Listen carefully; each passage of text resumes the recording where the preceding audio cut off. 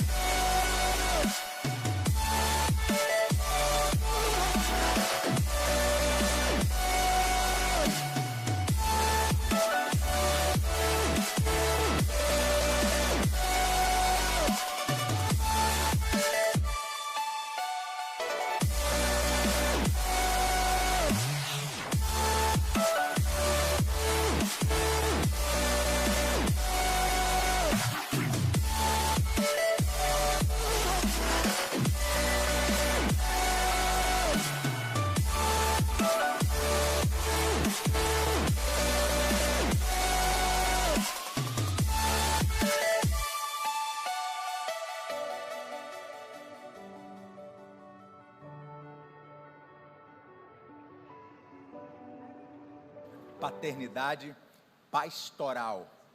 Quem é americano aí? Pensando na América. Quem é carioca aí? Tem algum carioca aí? Carioca. Fala pastor, né? Pastor. Então hoje, paternidade pastoral. Você abriu aí? 2 Coríntios capítulo 12, verso número 14. 2 Coríntios 12, 14, a palavra do Senhor diz assim: eis que estou pronto pela terceira vez ir ter convosco, e não vos serei pesado, pois não busco o que é vosso, mas sim a vós, porque não devem os filhos entesourar para os pais, mas os pais para os filhos. Eu, de muita boa vontade, gastarei, e me deixarei gastar pelas vossas almas, ainda que, amando-vos cada vez mais, seja menos amado. Vou ler de novo. Eis que estou pronto pela terceira vez para ir ter convosco. Palavra de Paulo à igreja de Coríntios. E não vos serei pesado, pois eu não busco o que é vosso, mas sim a vós. Porque não devem os filhos entesourar para os pais, mas os pais para os filhos. Eu, de muito boa vontade, gastarei, e me deixarei gastar pelas vossas almas, ainda que, amando-vos cada vez mais, seja menos amado. Você está aí, diga amém. A expectativa de um pai, ou de um pastor, é sempre a de cuidar dos seus filhos. Paulo não era simplesmente um apóstolo. Paulo era um pai espiritual. Ele ensinou, ele formou, ele instruiu, ele conduziu. Mas como pai e pastor, o apóstolo Paulo tinha um sentimento muito convicto. Ele não tinha uma expectativa pessoal com aqueles filhos. Ele sabia que quanto mais ele amasse aqueles filhos, menos ele seria amado por eles. E isso é uma verdade, porque a paternidade, ela passa pelo cuidado ou pela capacidade de nutrir, de ensinar, de cuidar, de amar, de prover. Foi essa a mentalidade do filho pródigo quando ele caiu em si, lá no meio dos porcos, e disse: vou voltar para a casa do meu pai. Quando ele pensa na casa do pai, ele pensa por uma situação que ele está vivendo, terrivelmente horrenda. E eu quero te ensinar uma coisa nessa noite: o mundo lá fora não pode oferecer o que a mão de um pai deveria oferecer. Por outro lado, quando temos um pai que não nos oferece e não supre as necessidades da alma dos seus filhos, sabe o que acontece? Eles vão embora. Muitos vão embora. Muitos pais, de certo, ou verdadeiramente, não conseguem ser aquele super pai. Não consegue ser um pai. Ele não consegue proteger. Ele não consegue suprir. Ele não consegue dar destino. E quando nós não conseguimos fazer isso com os nossos filhos, certamente eles vão embora. Acontecia assim na vida dos meus pais. Acontecia assim antigamente. Os filhos, você vai se lembrar bem, se você for um pouquinho mais de idade do que eu, você vai se lembrar que o casamento não era um casamento. Era simplesmente uma desculpa para fugir de casa. Por quê? Porque aqueles pais não supriam as expectativas dos seus filhos. Agora, eu entendo também que onde não há paternidade, não existe pessoas inteiras, não existe pessoas realizadas. Na sua alma, estas pessoas sempre terão buracos, vazios, profundos abismos, pela falta de proteção. Essa semana eu vi um vídeo de alguém que dizia: eu não tive um pai, meu pai não foi na escola ver o meu boletim, meu pai não me defendeu quando a criança bateu em mim. Às vezes aqui na igreja eu vejo alguns pais se engalfinharem porque, eu gosto de usar essa palavra, se engalfinhar, porque o filho bateu no outro, e eu fico observando e dizendo assim: eu nunca tive um pai que me defendesse.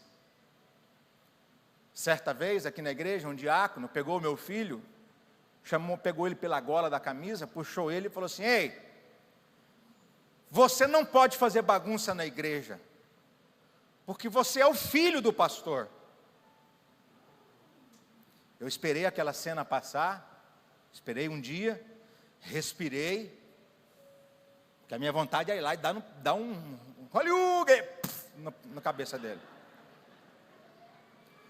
Mas depois de alguns dias eu o chamei e disse assim: meu amigo, minha ovelha, meu diácono querido, você pode chamar a atenção do meu filho, você pode colocar ele de castigo se for preciso, mas não diga que ele não pode fazer arte, porque ele é o filho do pastor. Eu estou aqui para dizer que ele é apenas o filho do pastor, ele não é o pastor. Então quem não pode fazer arte aqui na igreja sou eu. Ele pode, ele ainda é criança. Eu não sei como meu filho se sentiu, mas eu me senti o melhor pai do mundo, porque eu estava defendendo o meu filho. Então, quando não há paternidade, há profundos abismos na alma das pessoas, porque não tiveram proteção, não tiveram cuidado.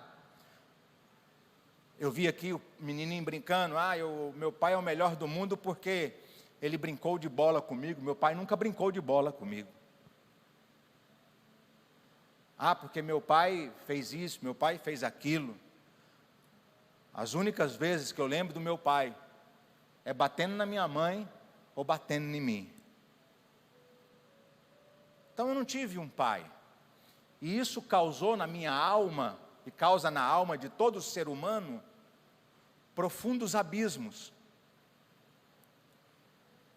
E nós vamos convivendo com isso, fazendo de conta que nada está acontecendo, e os anos se passam. Então, quando não há paternidade, não há pessoas inteiras, não há pessoas sadias, não há pessoas curadas. Deus levantou na terra um lugar chamado igreja. A igreja deveria e deve assumir essa condição de paternidade, pastor Léo. A igreja precisa amar, proteger, cuidar, ensinar, dar direção, dar propósito à vida de todos aqueles que chegam aqui. E quando a gente fala de igreja, nós falamos da pessoa que, teoricamente, é a mais importante. Nós falamos, teoricamente, da pessoa que é o referencial, que é o pastor. Que é o pastor. O pastor. O pastor que às vezes representa essa figura paterna, que quando olhado de frente, é aquele que de certa forma tenta tampar o buraco da sua alma, o vazio que ficou. O pastor que tem a função de ser um pai e de ser pastor, que nem sempre é fácil de se fazer. Porque quando nós viemos para a igreja, nós escolhemos alguém para ser o nosso pai. Quando nós não temos pai, nós escolhemos alguém para ser o nosso pai, nós escolhemos alguém para ser o nosso referencial. E eu recebi muitas mensagens hoje, muitas. Você não tem noção do tanto. Pastor, o senhor para mim é um pai. Pastor, o senhor para mim é um pai. Pastor, o senhor para mim é um pai. E como eu gostaria mesmo de ser um pai para você. Certo dia, eu disse para uma pessoa que me disse: pastor, o senhor é um pai para mim. Eu disse para ele: você não está precisando de um pai, você está precisando de um líder. Da outra vez, uma pessoa me disse: pastor, o senhor para mim é um pai. Eu disse: você não está precisando de um pai, você está precisando criar vergonha na sua cara e mudar o seu caráter. Essas pessoas vieram falando a mim como pai, mas eu fui a elas falando como pastor.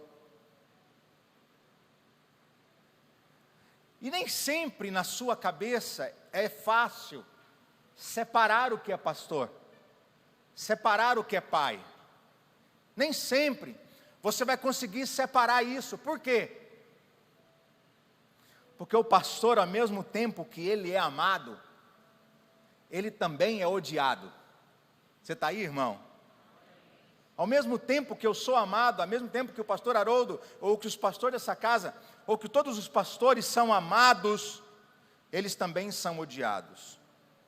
Somos amados porque, de certa forma, o pastor, ele supre em algum momento ou em alguma circunstância a carência que você necessita ter.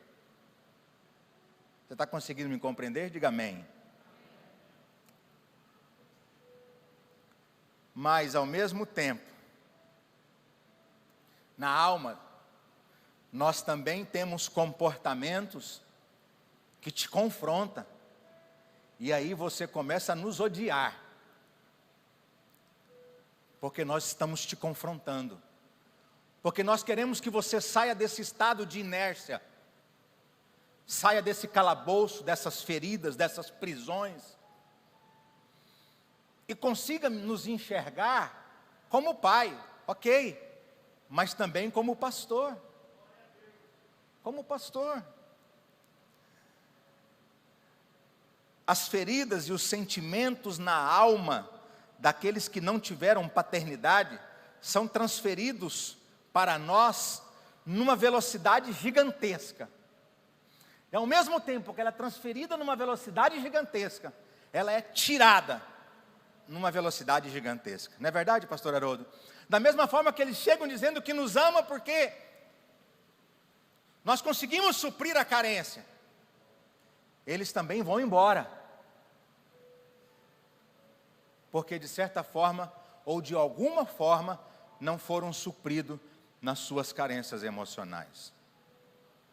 Ah, pastor, o senhor é um pai para mim. Sou um pai, quanto estou suprindo a sua carência. Mas quando confronto, te arremeto à figura paterna que não fez o seu papel, aliás, que não fez ou que fez o seu papel incompleto, e este amor se transforma em revolta. Para um pastor, ou para um pai, é mais importante você do que as coisas que você faz, os resultados que você dá. Porque o amor de um pai é um amor incondicional. E dentro de uma casa, ser sacerdote é ser reconhecido como a autoridade de um pai, de um homem de Deus, de um bom marido, de um bom esposo. Sabe, meu irmão, além da provisão, da proteção, além do destino que nós precisamos dar, e eu, em duas funções, preciso dar direção, provisão e destino para os meus filhos na minha casa. Mas aqui também eu preciso dar direção, provisão e destino para você que é minha ovelha. Então essa figura de pai e de pastor, ela acaba se embaraçando, se confundindo. Eu tenho algumas pessoas aqui na igreja que sabem separar muito bem isso. Muito bem. Pastor Haroldo, né, pastor Eliana, Arley, Alessandra. Eu não vou citar nomes porque talvez seria muito injusto, mas aqui na igreja tem muitas pessoas que sabem separar muito bem isso. Muito bem. Então é necessário que você entenda que a função de pai e de pastor, ela não é uma função fácil de ser realizada. Porém, eu quero compartilhar com você aqui 3 coisas, e eu não vou demorar. 3 coisas importantes, que não só um pai, mas também um pastor deve dar aos seus filhos. E você que será um discipulador, que também vai discipular outras pessoas, que de fato, de verdade, também vai dar destino, vai dar proteção, vai dar provisão às outras pessoas, também precisam entender. E eu quero ler as 3 coisas aqui que são importantes. A primeira delas está em Mateus, capítulo 3, verso de número 17. Mateus 3, 17, e a palavra do Senhor diz assim: E eis que uma voz dos céus dizia: Este é o meu filho amado, em quem me comprazo. Ou, este é o meu filho amado, em quem a minha alma tem prazer. A primeira coisa que eu quero te ensinar como pai, como discipulador, como pastor, além de provisão, proteção e destino, nossos filhos precisam de palavras de afirmação. Fale comigo, palavras de afirmação. Diga comigo, palavras de afirmação. Repita comigo de novo, palavras de afirmação. Olhe para mim. Jesus nasceu de uma mulher. Ele passou 30 anos do seu ministério, sabendo, ministério terreno, sabendo que os pais eram José e Maria. Agora ele é batizado por João, o céu se abre, o Espírito Santo desce sobre ele, e uma voz do céu aparece, é a voz de Deus, dizendo: Ei, você é o meu filho amado, e eu tenho prazer pela sua vida. Você está aí? Diga amém. Jesus já tinha ido para a cruz? Sim ou não? Jesus já tinha feito alguma coisa boa? Já tinha curado algum enfermo? Já tinha expulsado algum demônio? Deus o amava. Essa palavra de afirmação, ela não foi pelo que ele fez, ela foi pelo que ele é, ou pelo que ele representa na sua vida. Nossos filhos precisam de palavras de afirmação. Não palavras, você é burro. Já te ensinei isso 10 vezes, você não aprende. A Eliane está começando a trabalhar no escritório comigo, e eu digo para ela: pode perguntar quantas vezes for necessário, eu te ensino. O que tem saído da nossa boca, como pai, como pastor, como profeta, como discipulador, nossos filhos precisam de palavras de afirmação. Nossos filhos precisam de uma palavra profética. Nossos filhos precisam de uma palavra motivacional. Nossos filhos precisam ouvir da nossa boca que eles são importantes e têm um papel importante na nossa casa, no nosso coração e no nosso futuro. Palavras de afirmação.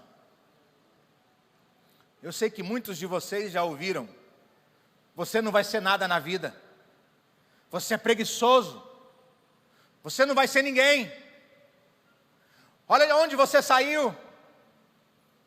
Talvez você contou o seu sonho para alguém, assim como José, e José foi, rebaixado. Talvez seu pai, sua mãe, seus irmãos, seus amigos liberaram palavras sobre a sua vida de desânimo, de descrédito, mas como pastor, eu estou aqui para liberar uma palavra de afirmação sobre a sua vida. Você em Cristo Jesus é mais do que vencedor, e aquilo que Deus tem para você, meu irmão, Deus vai cumprir, porque Ele vai ver da sua parte o comportamento que vai te levar ao sucesso e a cumprir as promessas dEle na sua vida. Você não nasceu por acaso. Não existe filho por acaso. Não existe filho bastardo. Deus vai te curar nessa noite, sabe por quê? Porque disseram para você que você não é filho legítimo. Todo mundo sabe que todos nós sabemos que tem muitas pessoas em que a mãe é uma e o pai é outro. Vocês conseguiram entender isso aí?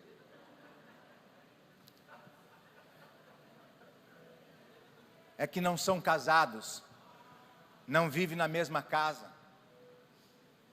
E aí, às vezes a mãe diz para o filho: você nasceu por um acidente, foi só uma e você nasceu.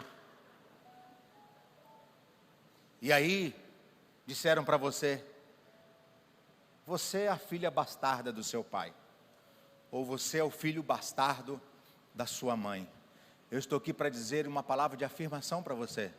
Não existe filhos bastardos, existe pais bastardos, porque você estava no projeto de Deus. Você estava no propósito de Deus. Antes da fundação do mundo, Ele gerou você no seu ventre. Você não é obra do acaso. Você é fruto de um propósito de Deus nessa terra. Você nasceu porque Deus tem algo para fazer em você e através de você. Você pode dar um aplauso ao Senhor por isso?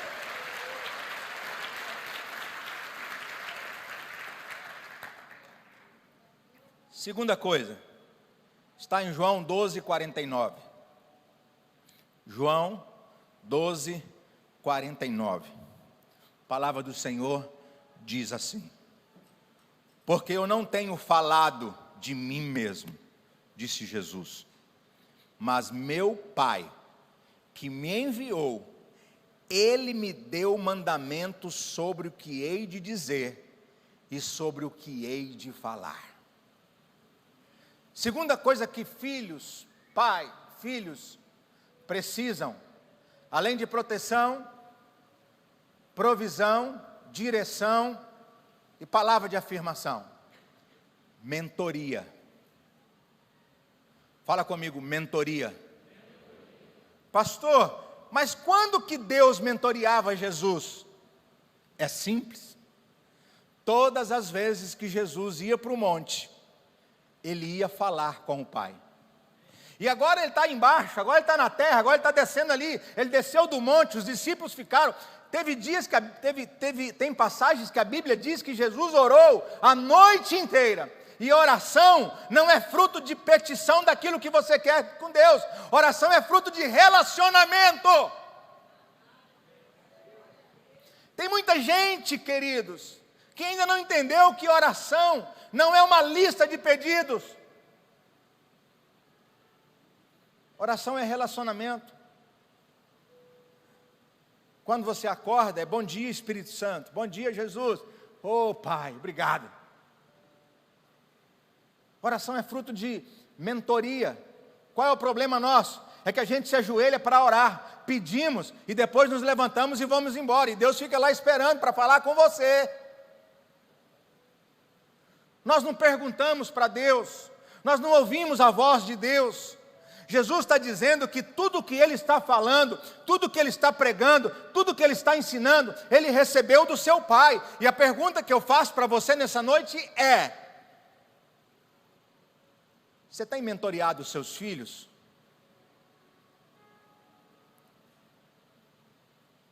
Só brincar de bola não é suficiente. Só brincar de casinha não é suficiente.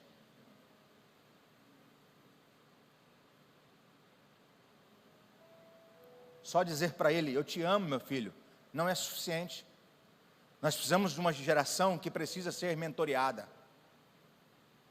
Nós precisamos de uma geração que precisa crescer.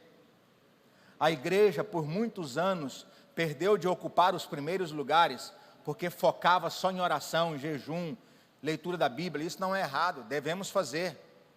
Mas nós esquecemos de mentoria. Nós esquecemos de nos aproximar daqueles que estão crescendo. Nós nos esquecemos de aprender com aqueles que estão voando.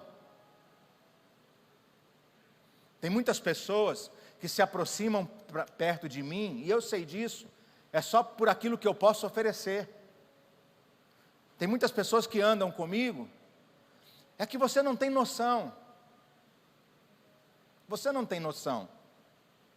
É que você nunca fez um curso chamado Método CIS. Mas se você perguntar ao Lucas e a Thalita, perguntar ao pastor Haroldo aqui, que já fez, é um dos maiores coaches do nosso país. Como que foi, Lucas? Pastor, ele fala quase tudo que o senhor fala na igreja. Quase tudo. É lógico, para ele ser o melhor, ele tem que ter alguma coisa melhor do que eu.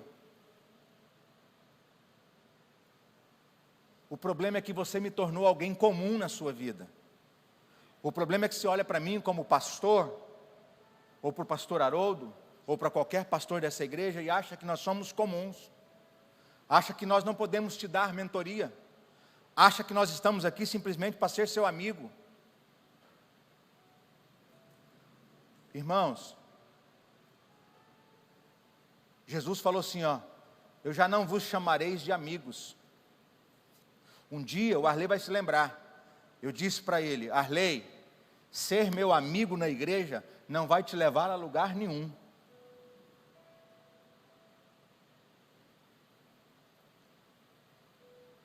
Eu queria ser amigo do pastor. Você nunca vai ser. Pergunta por quê? Não, pergunta por quê? Porque sou eu quem escolho os meus amigos.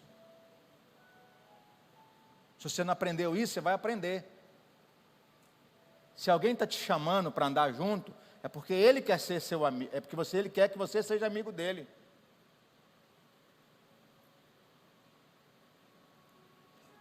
Então, na mesma proporção que eu tenho que ser pai, eu tenho que ser pastor, mas eu não posso ser amigo, sabe por quê? Porque amiguinho é amiguinho. Na hora do confronto, na hora do desafio, vocês vão confundir as coisas. O que nós não podemos negar é que nós, como pais, como pastor, precisamos mentorear aqueles que estão andando conosco. Eles precisam de mentoria. Quantas pessoas na igreja já chegaram para mim e disseram assim, pastor, me dá uma mentoria nessa área, e eu dou, a pessoa cresce. Pastor Haroldo, me dá uma mentoria nessa área, dá e cresce.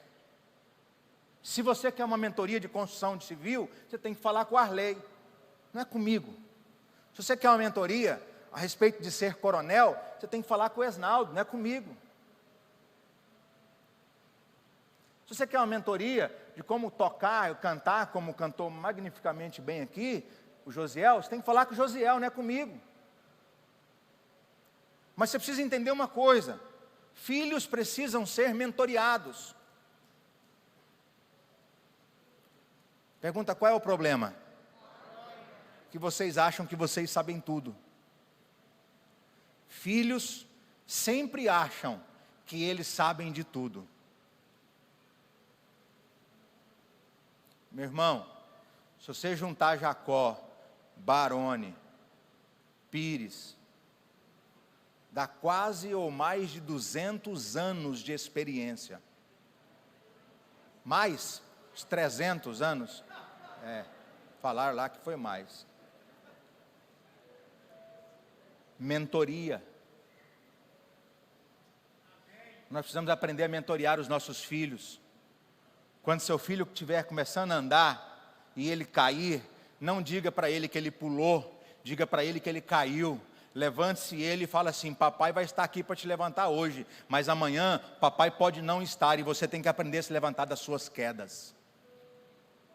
Você tem que pegar seus filhos, dar mesada para eles. Cadê os filhos aí que querem mesadas? Levanta a mão.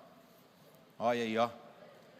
Dá mesada para os seus filhos e ensine eles a como controlar e trabalhar o dinheiro. Você precisa de mentoria.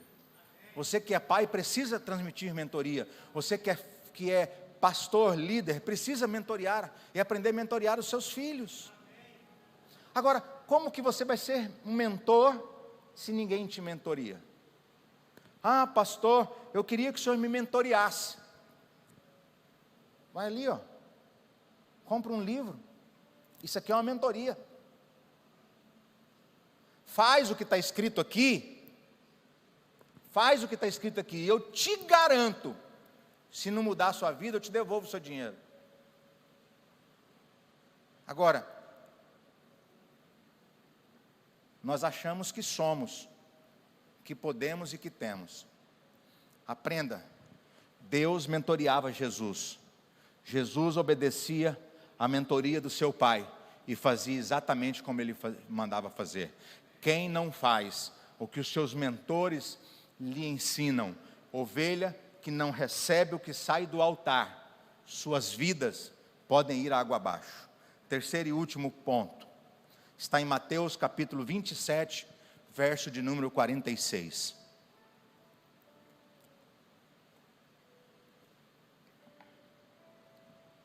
E perto da hora nona, exclamou Jesus em alta voz, dizendo: Eli, Eli, lama sabactani. Isto é, meu Deus, ou Deus meu, por que me desamparaste? O último ponto dessa mensagem é, para nós que somos pais e pastor, nós precisamos saber a hora de se retirar.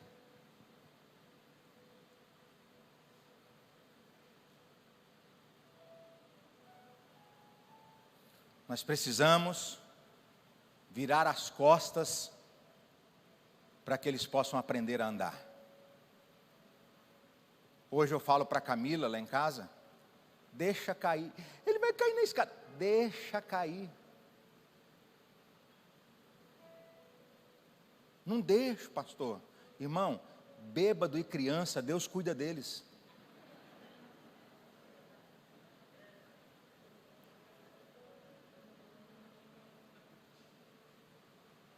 É ou não é? Pega no vídeo cassetada de bêbado de criança para você ver. O fato é que eu e você, nós Pelé, nós Sade, precisamos aprender a nos retirar da vida dos nossos filhos. Nós precisamos ensinar eles que a vida deles é a vida deles. A nossa é a nossa.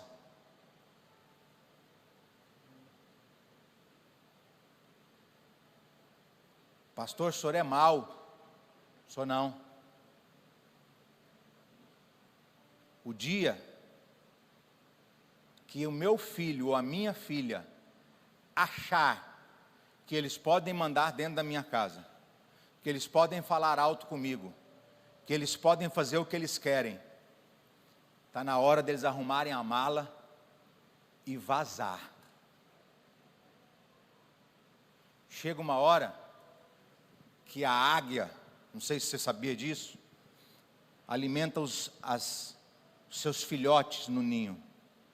Mas quando chega a hora deles voarem, ela vai lá embaixo e começa a furar o ninho, para eles, vai morrer, vai nada, vai bater asa. Eu não morri, Pelé não morreu, Antônio não morreu, Adriano não morreu, Camila não morreu, ninguém morreu. Eu apanhava de borracha de sofá, vara de tamarindo, aquela desgrama daquela vara não quebra nunca. E eu achava que eles eram errados. Mas o dia que eu saí de casa, o sentimento era de estar só.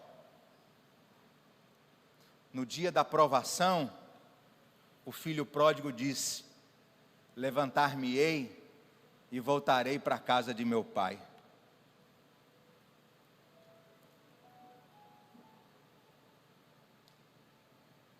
As provações, o mundo aí fora, porque se você não aprende dentro de casa, você vai aprender lá no mundo, que a casa do seu pai é o melhor lugar para você estar. Se você não aprender aqui, você vai aprender lá fora como filho pródigo. Se você não aprender aqui, você vai aprender lá fora como aprendeu Abraão. Você vai aprender lá fora como aprendeu Moisés no deserto. Você vai aprender lá fora como aprendeu José na prisão. Você vai aprender lá fora como aprendeu Davi na caverna. Você vai aprender lá fora como aprendeu Jesus na cruz do Calvário. Pai, Pai, por que o Senhor me abandonou? Abandonou não. É que tem hora que você precisa crescer. Tem hora que você precisa voar.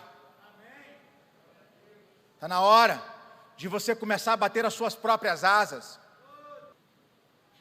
Lá em casa primeiro pega para capar, eu já falei. Está ruim, pega a mala e vaza. Não está ruim aqui? Olha a cama que você dorme, o ventilador, o ar-condicionado, irmãos. Olha o banheiro, olha o shampoo que você toma banho. Essa guria gasta R$400 por mês no cabelo. Você acha que vai ter que casar com ela, quem tem que pagar é você.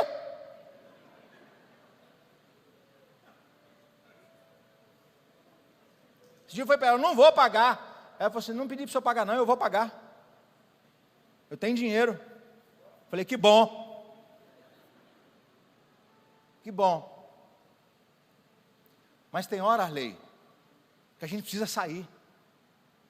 A gente precisa deixar eles sofrerem. Tem hora que eu, pastor Haroldo, que você liga, e aí você fala, ai pastor, meu marido, você seguiu o conselho que eu te dei? Não!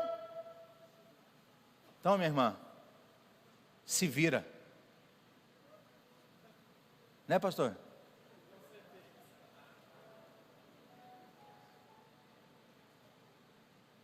Sabe quando nós vamos sentir a falta de um pai? Quando nós estivermos junto das lavagens dos porcos. Eu vivo falando para os adolescentes. Você acha que casa de pai está bom? Vai engravidar e ser mãe adolescente para você ver o que é a sua vida. Você acha ruim? O Hendrick, trabalha lá no Manso, comigo lá. Comigo não, ele é meu funcionário. Ele trabalha com o Adriano. O Adriano é pai dele. Eu chego lá e ele está lá, no buraco, cavando. Aí a gente fala para ele, podia estar estudando, fazendo a faculdade. Mas você sabe quando vai aprender? Quando não tiver ninguém mais. Quando ele estiver sozinho. Quando você estiver embalando sua criança no colo com 16 anos e não saber o que você vai fazer.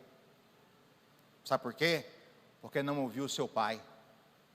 Porque não ouviu a mentoria. Tem gente aqui na igreja que faz as coisas escondidos da gente. A gente não precisa, mas faz escondido. Aí só volta na hora que o trem está arrebentado, né pastor Haroldo? Então irmãos, eu encerro dizendo o seguinte: Pode subir. Essa valorização só acontecerá na ausência, na falta. Só valorizamos quando perdemos. Quando perdemos. Sabe quando vocês vão me valorizar? O dia que eu for embora daqui. Sabe quando vocês vão valorizar o pastor Haroldo, o pastor Eliana? Quando ele não estiver mais aqui. Quantas pessoas oraram e choraram pela falta do pastor Edmilson? Eu até hoje choro pela falta do Wellington. Mas todos os dois, eu não tenho um sentimento de perda. Sabe por quê? Porque tudo que eu pude fazer, eu fiz. O pastor Edmilson só gostava de usar aquele sapato de... Sabe aquele Vulcabras 7775? Aquele era, ele não é couro, ele é courino, né? Ele era courino. Tipo aquele Montreal. Quem usou Montreal aí? Tênis do Silvio Santos. Só eu e o Pires? Graças a Deus. Baroni também. Você usava ele para ir para a escola. Quando você chegava em casa, o pé estava o quê? Branquinho. Porque ele era quente. Aí um dia eu peguei o pastor Edmilson, fui numa loja com ele. Falei, escolhe um sapato. Ele foi escolher um tipo Montreal. Falei, cara, pega esse Democrata aqui, ó. É melhor. Pastor, tudo é a mesma coisa. Falei, então tá bom. Comprei o Democrata e ele comprou o dele. Falei, você vai vestir esse, vai calçar esse, vai calçar o Democrata. Quando chegar na igreja, você me avisa qual que é melhor. Vamos ver se é a mesma coisa. Aí ele veio. É, pastor. É bom o Democrata, né? A partir daquele dia, nunca mais ele comprou sapato de corino. Então, eu fico triste porque eles partiram. Mas eu fico feliz porque eu valorizei eles, não só quando eles estão, mas também quando eles não estão. Nós só vamos valorizar aquilo que nós temos quando nós perdemos. Você só sabe o valor da casa de um pai quando você precisa morar nela de novo. Você só sabe o valor de uma mãe quando você precisa voltar para ela de novo. Você só sabe o valor de uma igreja quando você sai daqui e vai para uma igreja ruim. Eu quero finalizar dizendo que eu gostaria de ter um pai. Hoje é dia dos pais. Foi o primeiro dia dos pais do Yuri e da Ianca sem o pai. Foi o primeiro dia do Davi sem o Wellington. Eu não tive pai, mas eu me esforço ao máximo para ser um pastor que entenda toda a falta de paternidade em sua vida. Às vezes você me ama, às vezes você me odeia. Não é por causa da minha pessoa, é por causa do seu senso de paternidade. E você precisa entender isso. Lucas 15:20 diz assim: e levantando-se, foi para seu pai. E quando ainda estava longe, viu seu pai. E se moveu de íntima compaixão e correndo, lançou-se-lhe ao pescoço e o beijou. Mas o pai disse aos seus servos: trazei depressa a melhor roupa e vestilho, e ponde-lhe um anel na mão e sandália nos pés, e trazei o bezerro cevado, e matai-o, e comamos e nos alegramos, porque este meu filho estava morto e reviveu, tinha se perdido e foi achado. E começaram a alegrar-se. O nosso Pai Celestial sempre nos quer por perto, sempre nos quer junto dele, em sua casa. E não importa o que você fez, não importa o que você tenha feito, não importa quem você é, porque Deus não te ama por aquilo que você faz, Ele te ama por aquilo que você é, por aquilo que você representa para Ele. Se você estava longe, volte para o Pai, volte para a casa do Pai, volte para os braços do Pai, porque Ele está aqui para te receber de braços abertos. Amém? Vamos ficar de pé, eu quero orar por você.